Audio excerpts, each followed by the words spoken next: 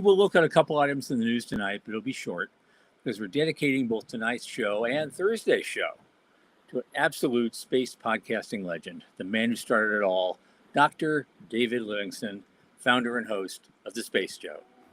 From the news desk at the Center for Space Commerce and Finance, my name is Thomas Andrew Olson, and this is The Unknown Quantity.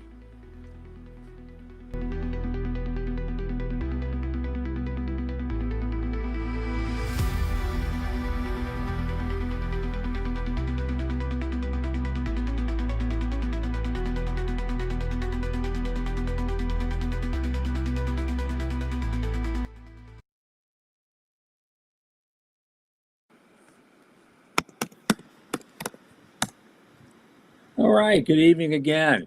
As you know, this show is hosted by the Center for Space Commerce and Finance. Now, what is the Center? As some of you know, we do champion and strengthen emerging space startups, space scalable SMBs, and space adjacent enterprises worldwide through advisory, access, and advocacy across the funding spectrum. Our programs fortify business plans and investor readiness for founding teams at various levels of development. A lot of our work, especially this podcast, is supported by our listeners and fans like you. So if you go to the QR code at the upper left of the screen, it will take you to our donation portal. Keep helping us out. A little in the tip jar each month makes a big difference. Thanks in advance. Now, the big question is, Michael with us yet? I know Michael Lane may be running a little late. We may be doing the news later on or not at all. No, he's not going to make it yet. So we're going to actually do something really unprecedented here. I had a whole bunch of news leaks, but we could not possibly go through them all anyway. And so we're going to jump right in tonight. I don't know if Michael's going to make it later. And yeah, thanks, Morty. I'm trying a new look this evening. I may do this more often with different hats and different things. But anyway, we're going to skip right ahead. Our guest tonight is quite possibly the biggest guest we've had on the show so far. He has the longest running space podcast in the industry, over 20 years and still going. So many great topics, so many amazing guests. And at long last, we're going to finally find out how he does it. The founder and host of The Space Show, Dr. David Livingston. Good evening, Tom. How you doing? I am doing absolutely great, man. How are you doing? Pretty good. How's everything in Florida? You enjoying it? Well, it's starting to get into the hot season, so not quite so much. So the winters are always magnificent here, and now it's starting to ease. We're not that many weeks from summer, but it's already like 90s every day. It's just not really muggy yet. Well, hot in Nevada, but no humidity and no gators. So, yeah. Oh, all right, David. Here's the thing. I've known you how many? 25 years now, maybe, or something? No, longer than that, because you knew me before I completed my dissertation, as I was making the rounds of space conferences to meet people and get introduced to people and help get the data, the contacts, the technology, sure, and the facts for finishing up my dissertation. So we probably go back 30 years. Yeah, probably. I think I really started getting to know you well it was a Mars Society conference. I think probably it was at San Jose in 2001, I believe. Maybe Mars and Society. And we had some long conversations there, I know. And then Space Frontier Foundation. Yep. Used to do different kinds of conferences in there today. Absolutely. So that's what I want to start with this evening, that origin story. You have the longest running podcast. I mean, you told me before the show that there's probably been a whole bunch of other types of podcasts and other kinds of things going on the internet long before you started to do stuff, but none of those have stood the test of time. And you got moving on this thing in the early 2000s, and you've been going strong ever since. You've never missed a show, and it's just absolutely amazing what you've done. And so we really want to get how you got started. I think you didn't even have a podcast at first, did you? You started on terrestrial radio. No, I only have a podcast because of you. So hopefully you haven't forgotten all of that. No, I wasn't looking for a kudo there. That's quite all right. But I mean, the world should know, and I frequently say it on the air, that if you hadn't hammered me into the ground multiple times over to get off of AM radio and go podcasting, then I would never have done it. And one of the space access conferences early on in Phoenix, we were talking about podcasting, and and it was at that event, and I don't remember the year, but it's probably around 2005, 2004, that I decided to find out um, how to do it. And one of the speakers there, I forget his name, he was an Air Force officer, and God, I can't remember his name. I think he still may be involved, but he told me about a guy in San Francisco that was hosting podcast as a community service called Gigadial. Andrew. Oh, yeah. And so I contacted Andrew. He didn't charge for his services. He's still doing it. He provides phenomenal customer service, although he kind of wants to move on now after Yeah. 30, 35 years. And between Andrew and you and my broadcast engineer, we set up to start podcasting. I think the first shows that got loaded to Gigadial were around 2005, 2006. Okay. Not All going right. to put all of the old programs on. Right. We started from that point going forward. So we're coming up on maybe 4,400, 4,500 shows. So about maybe 200 or 300 of them are not on Gigadial, but Hmm. that will be changing again in the near future as Andrew merges out and moves on and the world changes again, which Yeah. is what happens to the world. It does. It does. Here I am. But the The world show changes started, again, right? yeah, the show started without any intention to be a show like this. So Yeah. I had been invited to deliver a talk on barriers to commercial space, which was a topic of my dissertation at Cato. And boy, the barriers in March of 2001, that they don't exist today, but that's another story. So anyway, I took this chapter out of my dissertation and delivered this talk at Cato on barriers to commercial space. From that, a Phoenix vanity radio station, I forget the call name, it's not important, was trolling for people to subscribe to their vanity radio service. So they wanted me to start a business call-in show. Mhm. So I decided that I would try it for 3 months, and they were sending me copies of the shows on cassette tape, which was standard back then. Yeah. You know, regular cassette tape. And I thought I could use it for improving public speaking, but that never happened. But I thought I thought doing a traditional business show sucked. So after about 2 or 3 weeks, I told the producer that I was going to do it on space, and he said, "What?" And I said, "Commercial space is subject of my dissertation." And he said, "Do what you want." So it was called Business Without Boundaries back Okay. then. The Phoenix station was horrible, nothing but problems, technical glitches here and there. It was really frustrating. So I moved it after several months to another AM station in Seattle. And when you and I started talking, I had been with the Seattle station for maybe a year and a half or 2 years. They were actually pretty good at what they were doing, and we had good numbers for Seattle, but that was it. We did an internet component of that show, and then we started a special internet additional program during the week. And then you convinced me to go internet only and podcast. So I dumped Seattle, and as the racehorse says, he never looked back. Yeah. So uh, we left AM radio maybe early around 2003, something like that, 2004. And then we had a contest to change the name of the show. And I need to give credit where credit is due. And my friend, who I haven't talked to for a while, Richard Hoagland, who you Oh remember, yeah. he had the winning suggestion, keep it simple, stupid, the space show. Yeah. So the space show was Richard's selection. Uh-huh. I thought it was the best of all the titles, and officially it became a real program with an intent for survival. And so now it was a space show program. In fact, 9/11 sealed its fate as a real program because we started space June 13th of 2001, and Patrick Collins on space tourism was our first guest.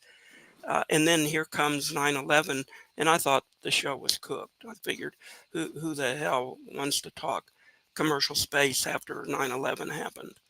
But nobody ever canceled. I had guests signed up, nobody canceled. Hmm. I had more demand than ever for people to come on the show after 9/11 uh, on their idea of how space could contribute to global harmony and kumbaya in space and, all of that kind of stuff.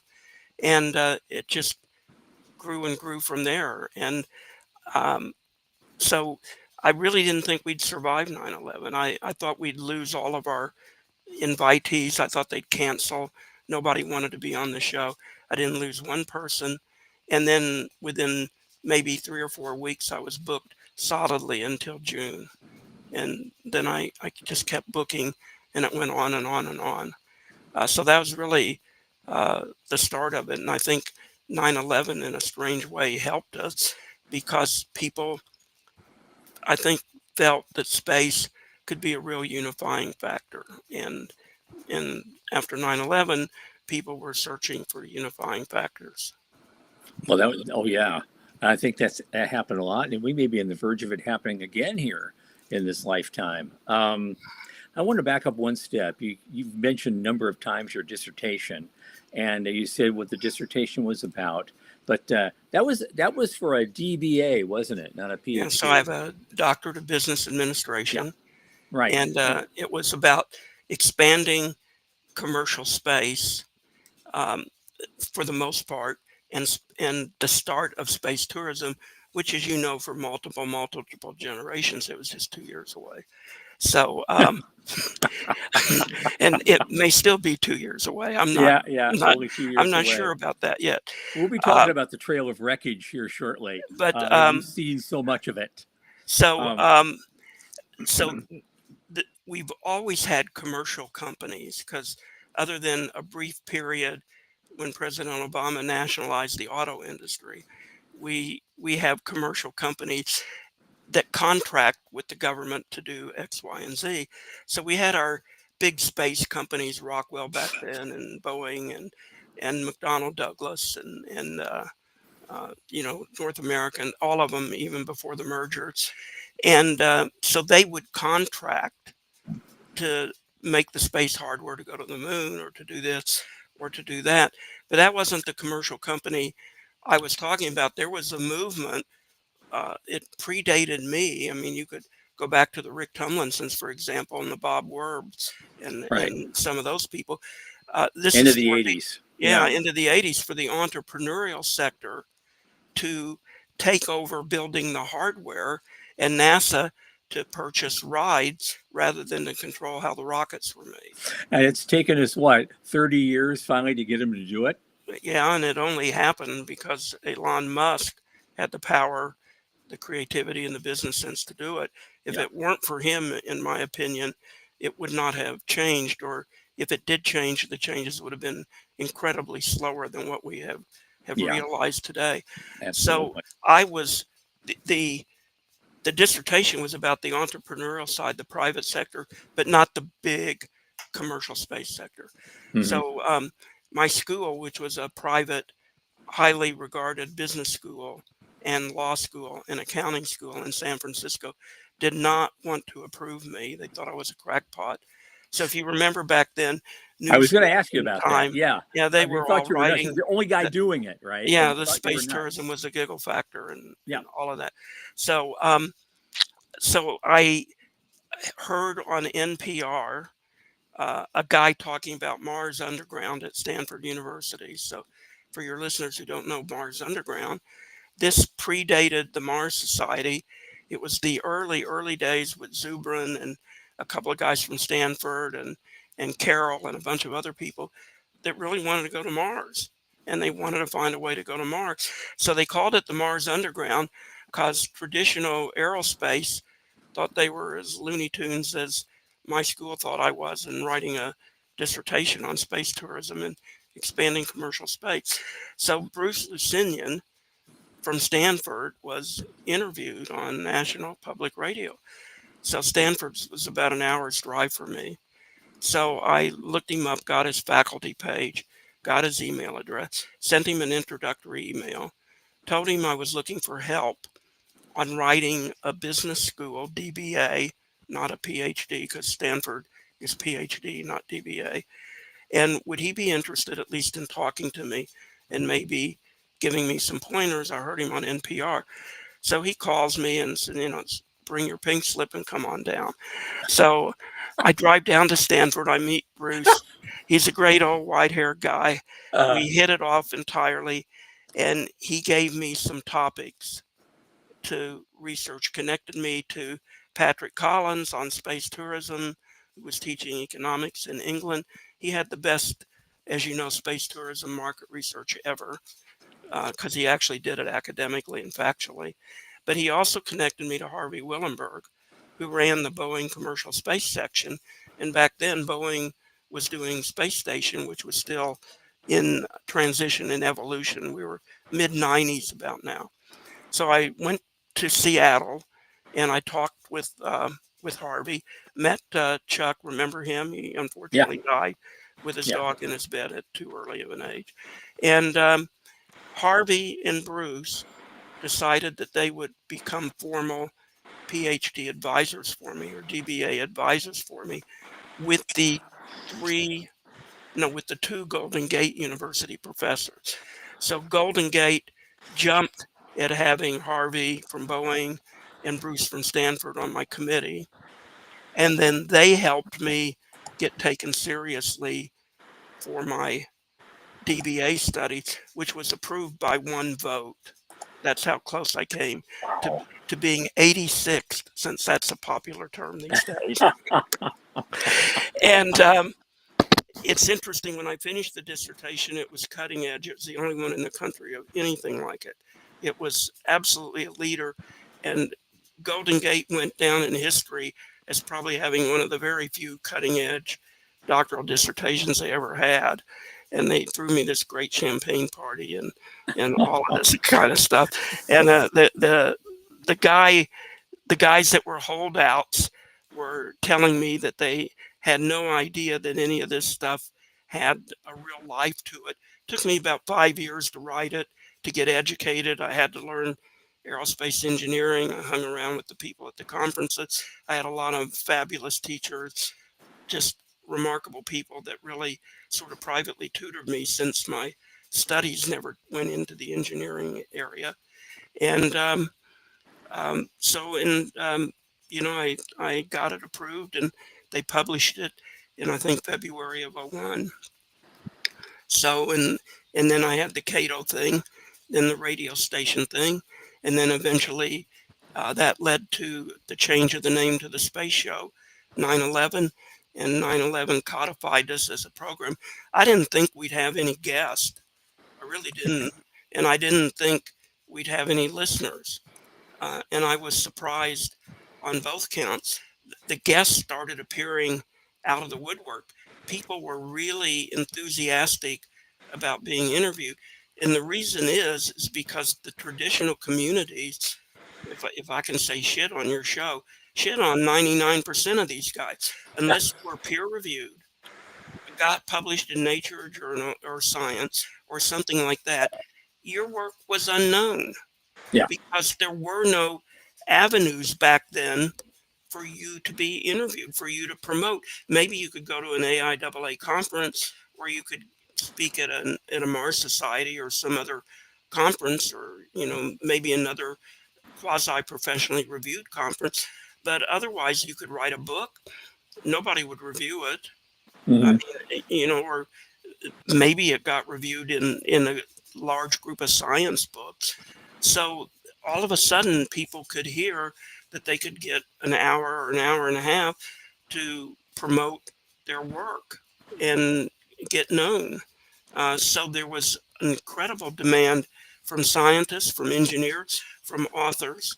And then the other thing that started happening was this rush to self-publishing. And so now people could self-publish, and when mainstream press and book companies wouldn't even talk to them, they had an outlet to still get a book published. And then I started getting self-published books in the mail, and I want to come on your show. And some of them were real serious, high-quality books, and some of them were the theory of everything that was a theory of nothing in reality. Yeah, we get a And lot of that. and at one point, the crackpots were so plentiful, I thought about having a crackpot show.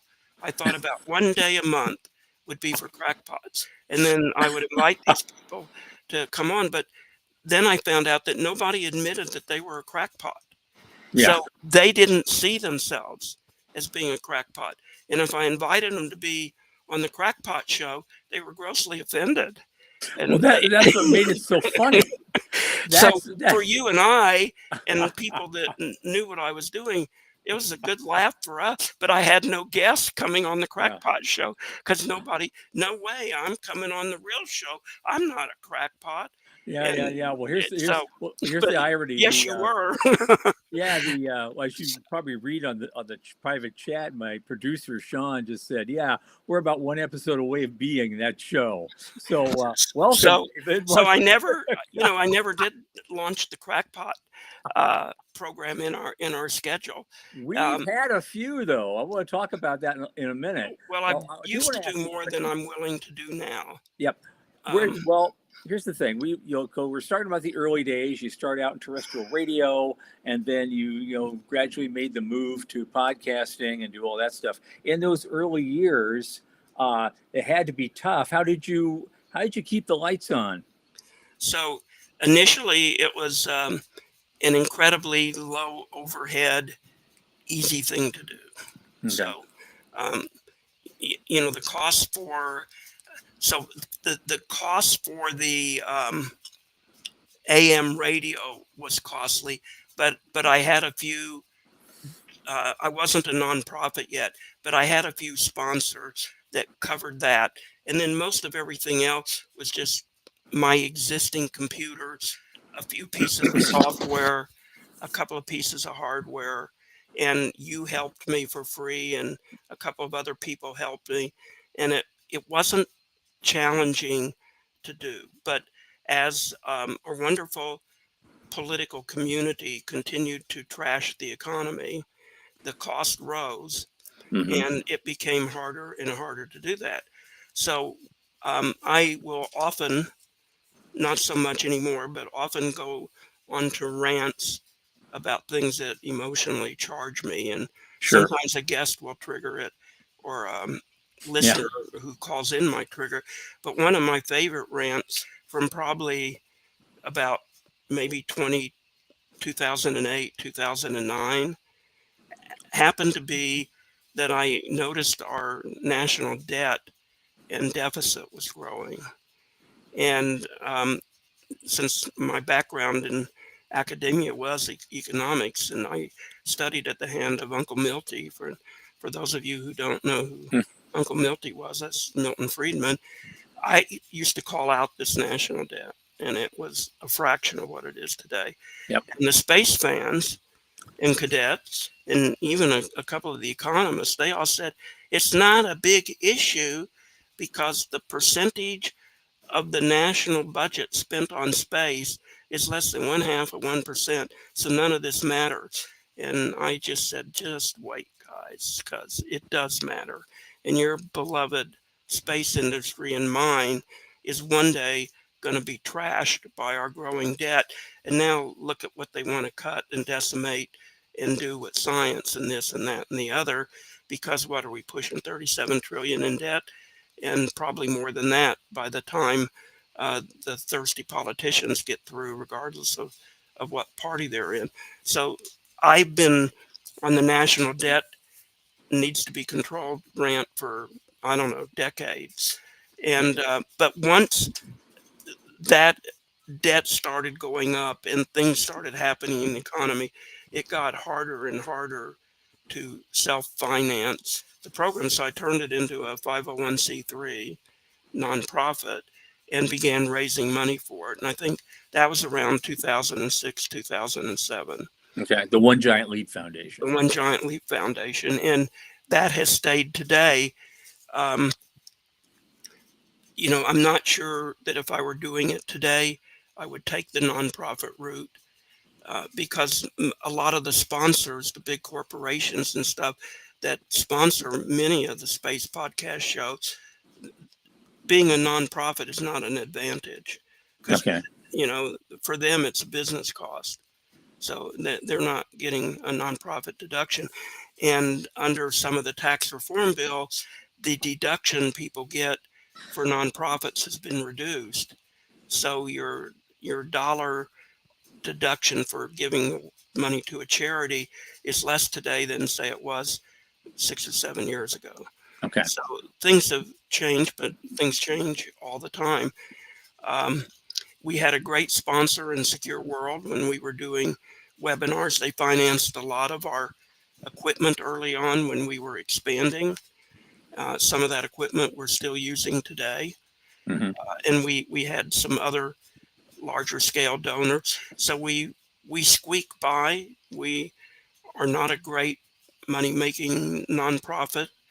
And I have to say that if there's one thing for a nut that I've never been able to crack is the successful fundraising note where we could really be self-sufficient and do some of the things we've always wanted to do as a space educational foundation, but the funding has just never been there to allow us to do that.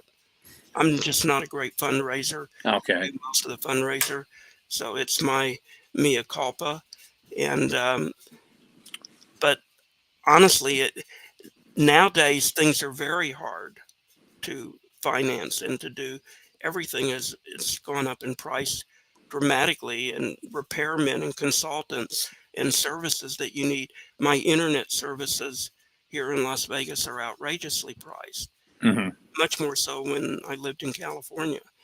And Cox Cable, which provides our internet, is now merging with another cable, and God knows what they will end up doing with the merged rates. So it's Right. harder today, but there literally are no barriers to entry for anyone wanting to do this. They can do it with an iPhone and a 5G connection if they know how to talk and can interview somebody, and if they can attract an audience.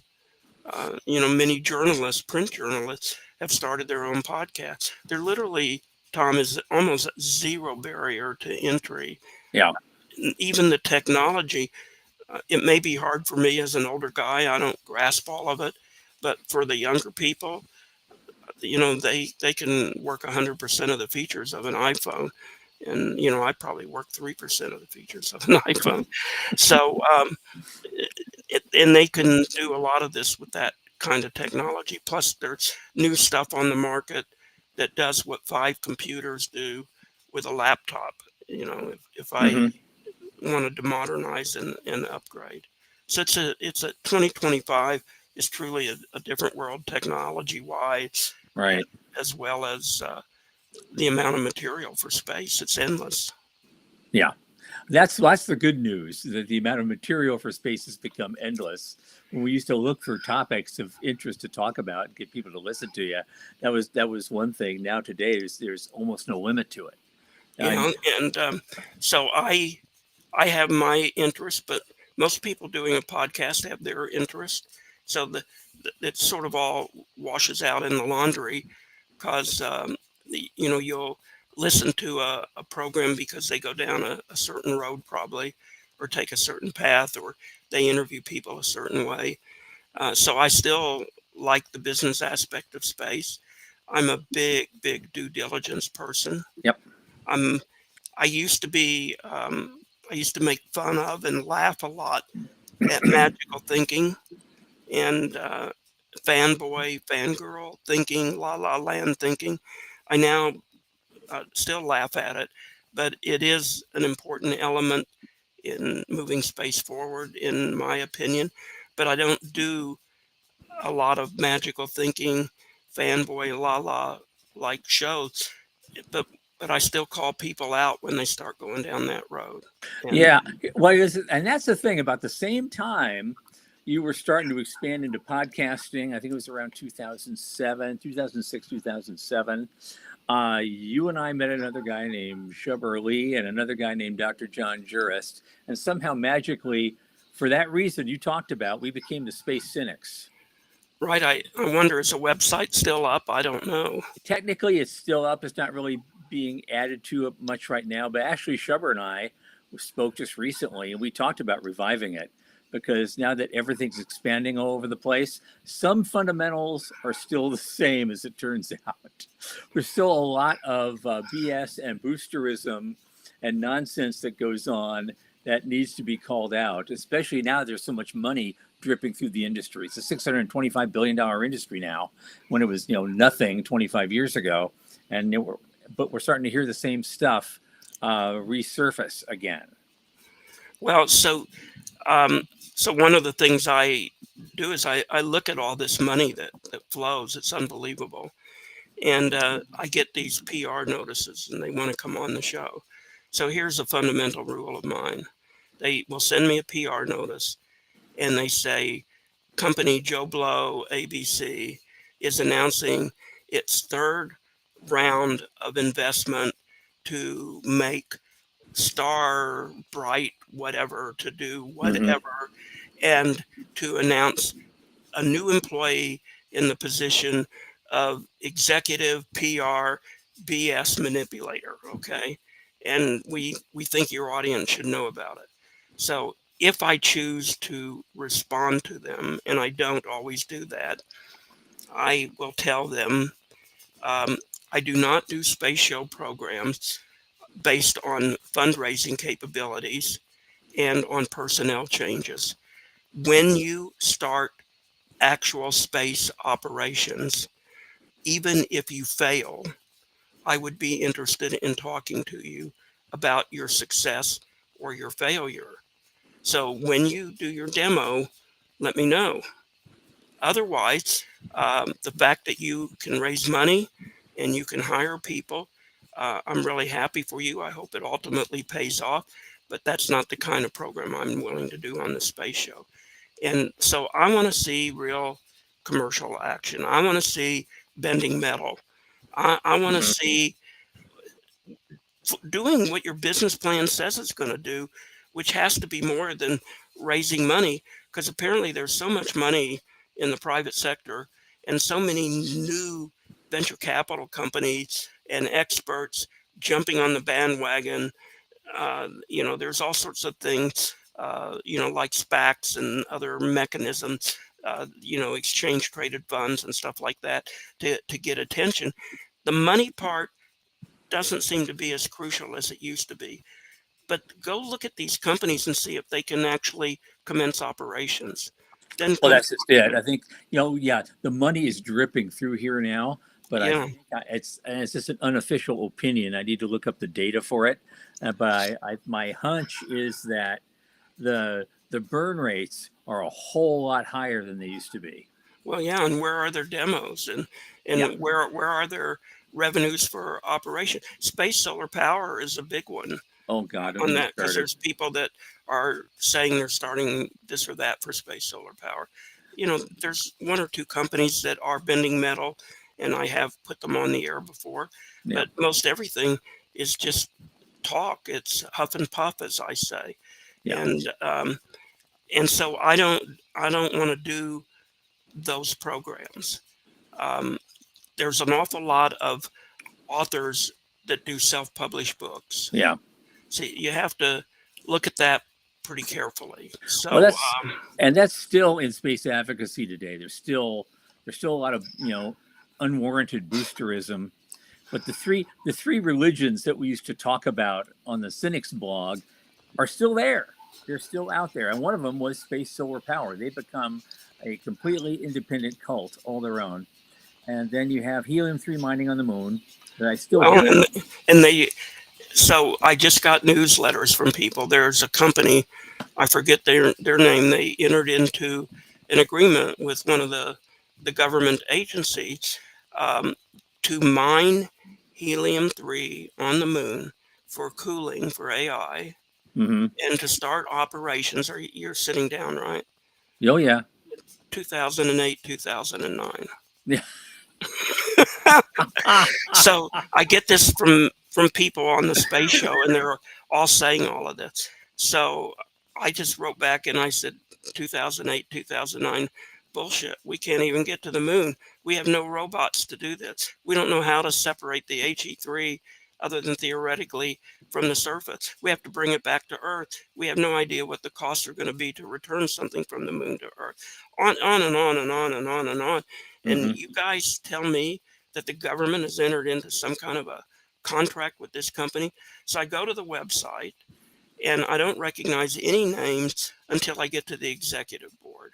And the Uh-oh. chairman of the executive board is my friend and fabulous astronaut, scientist, geologist, Jack Schmidt. And Oh, Jack my God. has been on the show several times. He wrote a book a dozen or so years ago on HE3 mining. So I'm sure, he's the operational guru behind this. So I wrote him a letter and I said, please deliver to Jack. We're your CEO. And, I'd love to bring Jack back on the show and or a member of the company to talk about your plans. I have not heard from them yet. So whether I will hear or not, the problem is how can they come on my show or anybody's show that understands anything other than fanboy stuff and say with a straight face that they're going to be mining HE3 on the moon by 2029? How But how and we're in midway through 2025 now. right. Well, So some of these, interestingly, a lot of these companies back in the early days that we were seeing all this stuff from, I swear, and their PowerPoint decks all showed the same thing. They showed that knee wall chart, right. and it's only 2 years away, and our profitability would be way up here. It's like something, it's the South Park version of space So business planning. we're seeing some of this with the rush to say we need and build out spaceports. Yeah. Okay, so I'm looking around at our launches, and SpaceX is by far and away predominantly the largest launcher in the world. But, where are they launching from? Okay, and what do they need for other spaceports? And they're building them themselves. They're Mm-hmm. building their own spaceports for their own demand. But they're talking about offshore spaceports, that might be on a barge or something. Where is the demand to make that commercial? And what is the break-even point of your offshore spaceport, um, just to be operational with the barge? And I don't know the answers to that. Now, I know the people behind it. They're really good people. So maybe they have worked it out, but I'm not seeing that kind of demand arise, other than in rhetoric. Well, if whatever the demand is, Elon is fulfilling most of it right now because For his thing. He's the Well, only in one who can Rocket, launch from 3 different places the same day. and Rocket Lab is launching, and who knows about Blue? They still, haven't launched New Glenn to see if that's going to work. I think they're Well, they tried it relying on that. once. It Well, didn't yeah, complete. It was a complete failure, but it did. partial. And Yeah. so, and there's other companies, and so and I know England wants to create launch sites, Ireland, other places in Northern Europe, other places around the world. So they all think they're going to make a boatload of money off it and have a lot of rockets launching from them. Maybe down the road they will, but unless they've got a wad of cash to keep them going in terms of contingency and for multiple years, I think that if they really develop all these spaceports, they're probably going to be like the Oklahoma spaceport. Yeah. So, which has never taken Or off like they said. or even the one in New Mexico. Yeah, so Yeah, although they they got do 300 use it for million from some things, Mexico taxpayer. but And the taxpayers are really yeah. screwed on that one. But so because I bring the business and the due diligence and the stuff like that to the table, I see everything through these kinds of filters, and I politely, gentlemanly, I mean, I'm not trying to stick up a guest in any way or anything like that, but I will ask them point blank, where's your market? Yeah. How are you going to get your demand for this? And whatever answer they say is fine with me.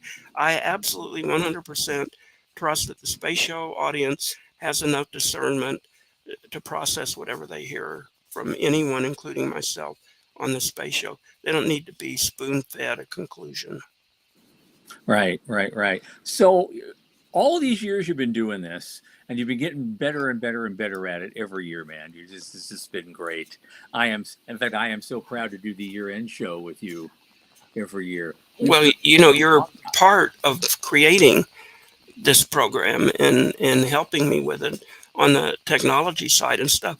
Plus, some of our cynicism and our laughs that we had at Mars Society with some of the talks that we heard together, and we had to leave the room. We were laughing so hard.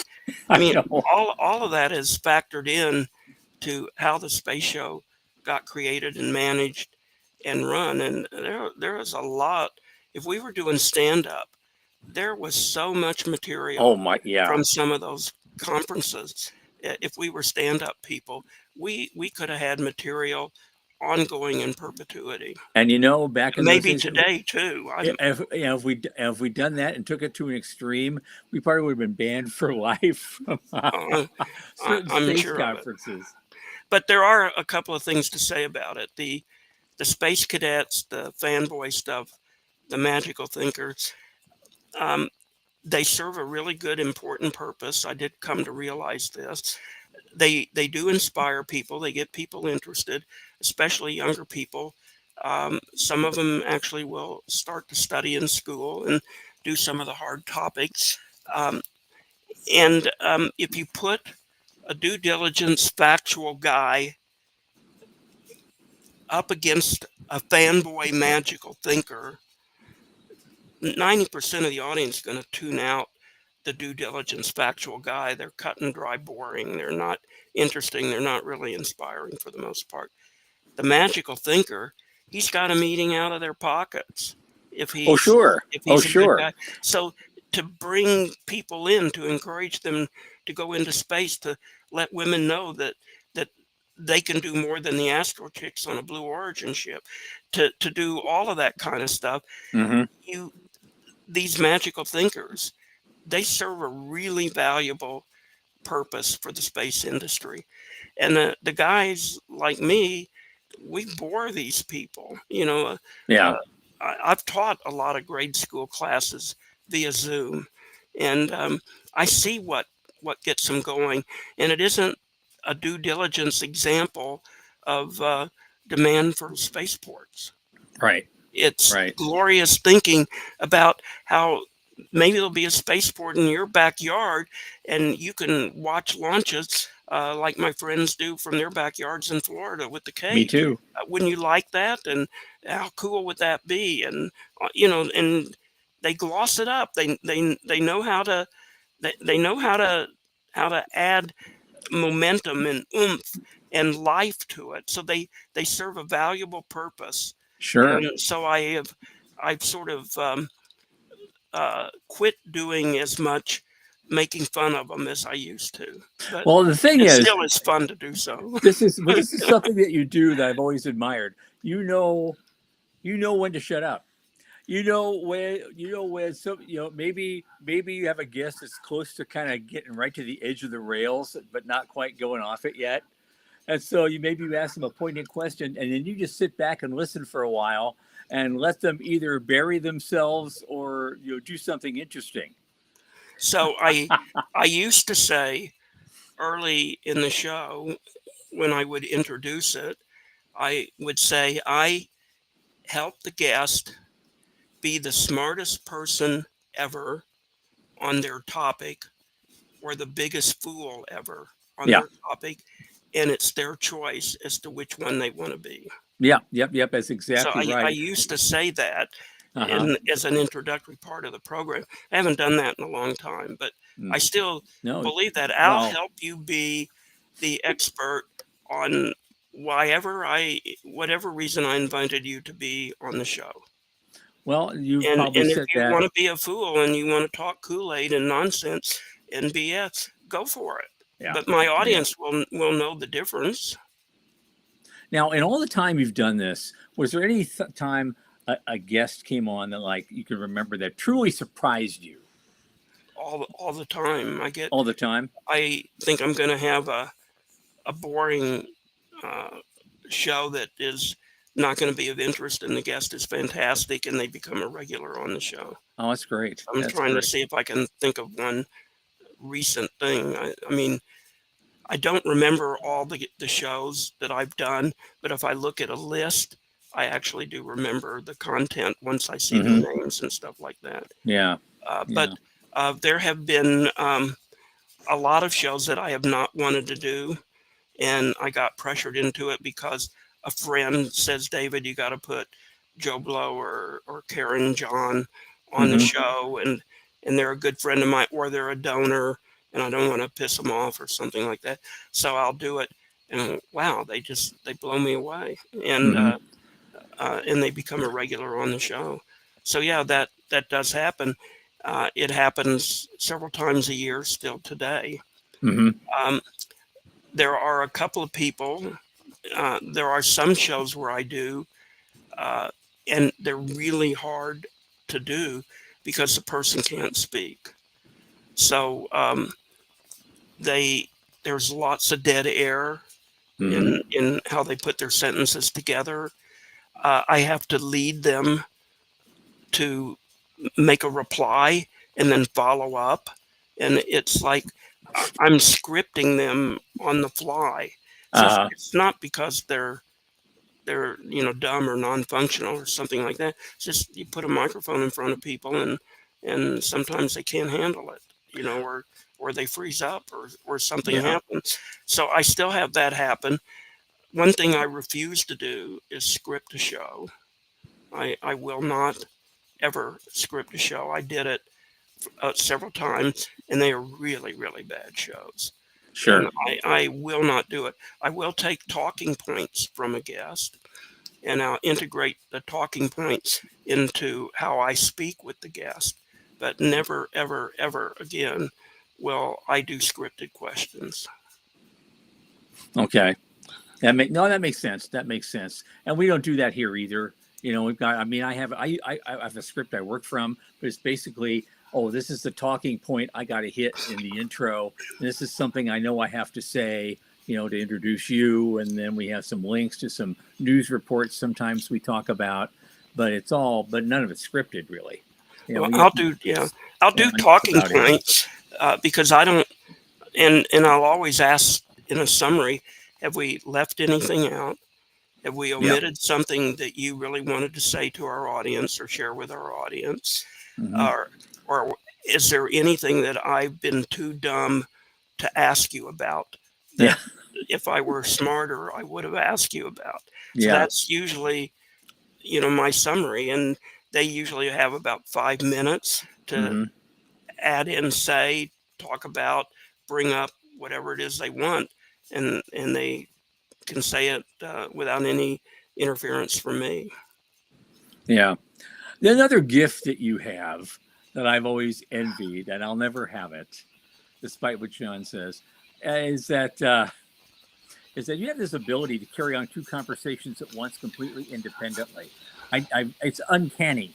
I saw you do a show once, and I think I was on it actually. I think, and you and I were having this very clear, concise conversation about a certain thing. I also had this little chat client opened up, and you were telling me dirty jokes, and you were doing other things, the chat client trying to crack me up deliberately, and I said, how do you do that? how do you separate your brain that way? I do two things at once like that. That was So absolutely amazing. it's So very easy. no, I'm a Gemini, ah, so that explains it, that they can do two things, multiple things at once. So okay, if you believe in that stuff, okay, all um, right. I don't know. I've always uh, been able to split focus. Sometimes it works really well. Sometimes I miss things that I shouldn't miss if I were singularly focused. Mm-hmm. And if I need to stay singularly focused, I do have the ability to shut everything else out. But sometimes what people are saying, it, there's an old saying, nothing's really new under the sun, right? So Mm-hmm. not everybody brings something so revolutionary new to the show that it's never been said before in a different format or something.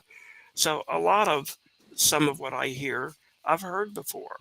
It just sometimes it takes a different format, but I recognize that I've heard it.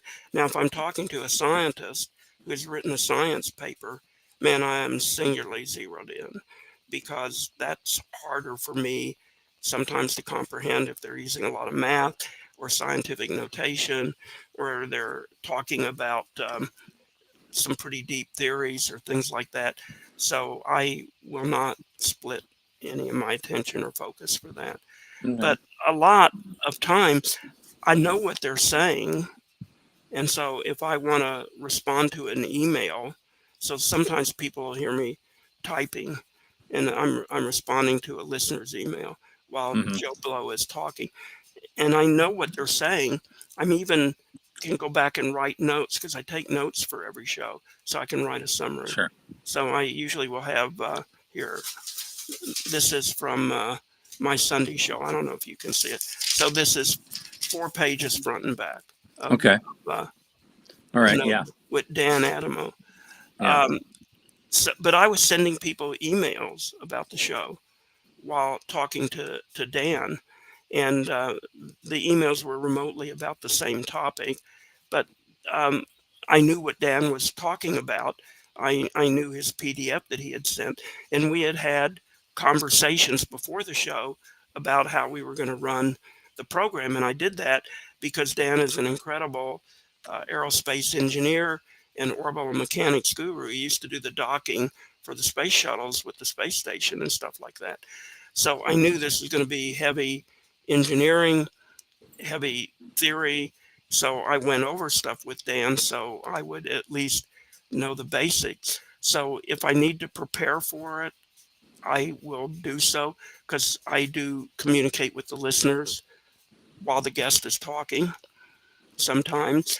And sometimes if I don't need to prepare for it, if it's not a technical show, Mm-hmm. it's just that I've heard, let's talk policy or budget cuts, Right. or let's get rid of SLS, or let's get rid of Gateway, or let's get rid of Orion. It's a piece of shit, or Okay. this or that.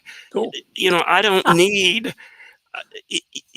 We've heard that for years, right? How many Yep. years have we been talking about SLS, Orion, and Gateway Oh suck well, not so and should much not be part Gateway, of our but space program? Orion and SLS. We've been yammering Well, about Gateway the too. Center I mean, Launch the only System reason for it's 15 there is years. so SLS can make it to that stupid orbit.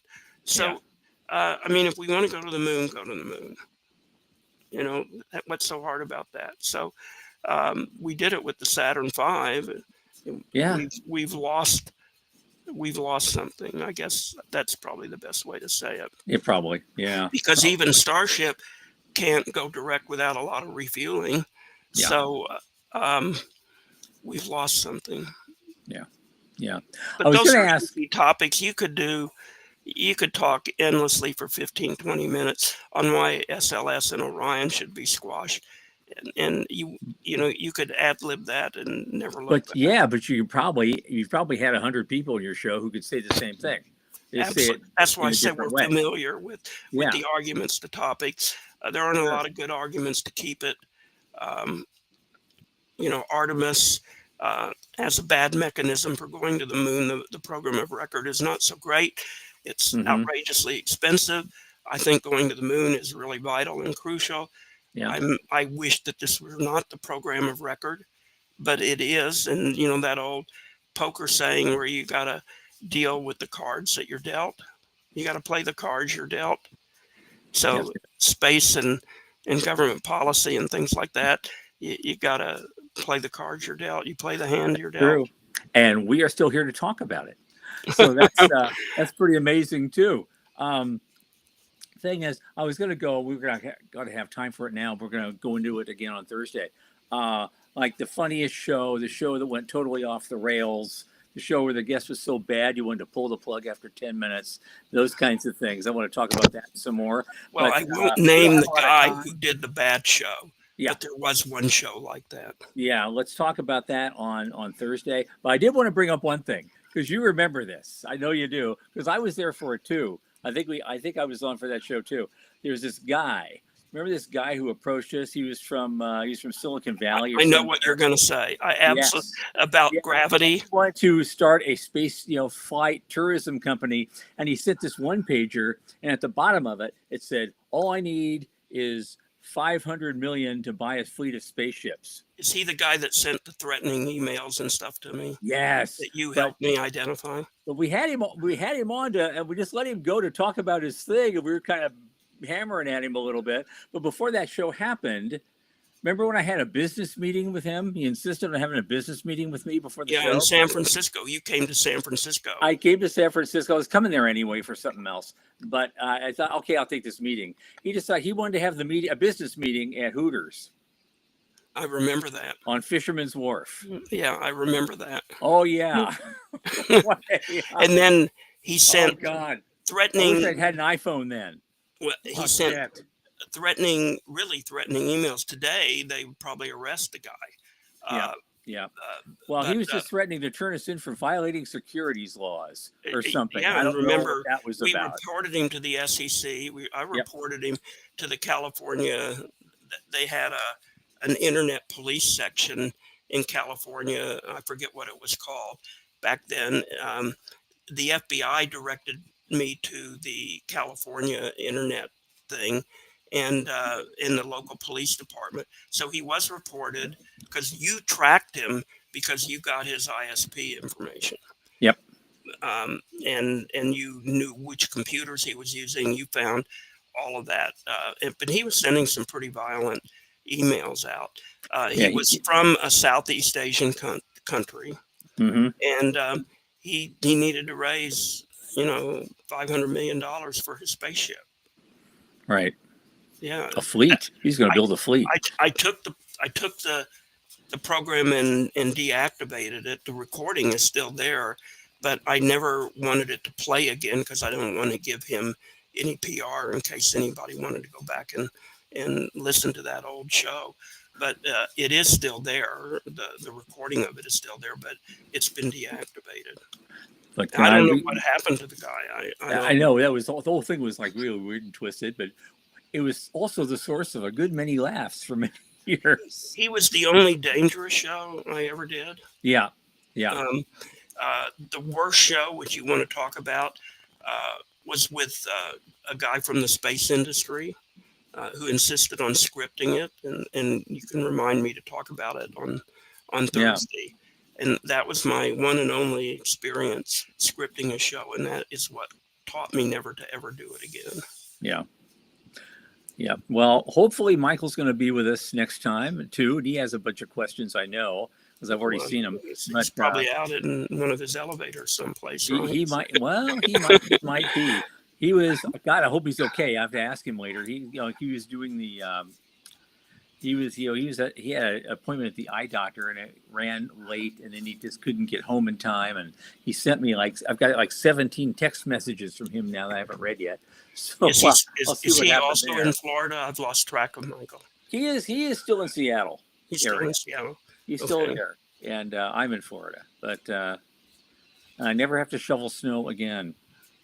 No, but you have sweat with humidity. Yes, I have that. And you have hurricanes. And we do have hurricanes, but I live in an area that never gets anything bigger than a Cat 3, so Cat 3. Are you Yeah. going to ISDC in Orlando? I am going to ISDC. In fact, we're angling even to do a live show from of the unknown quantity from ISDC. I'll see if I can make that happen. That would be a heck of a lot of fun. Well, I And think so too. I'm not going to be there this year, but yeah, I hope you have a good yeah, visit absolutely. as well. Okay, we gotta. It's time to hit it, and we're gonna see you again at this same time, same back channel on Thursday night. And we're going Okay. to finish this landmark conversation with the grand nadir of Well, I think space you're podcasting, Dr. David overstating Livingston. when I rise to the Joe Rogan measurement of podcasting. I guess then we can talk, right? There we go. We can talk. Yeah, Absolutely. because he does some space programming here and there. He does. He does. Okay, my friend. See you Thank you, Thursday. Tom. Okay. We will Look be forward to back. it. Same back All right. time, same back channel. Ladies and gentlemen, see you Thursday, and keep watching the skies.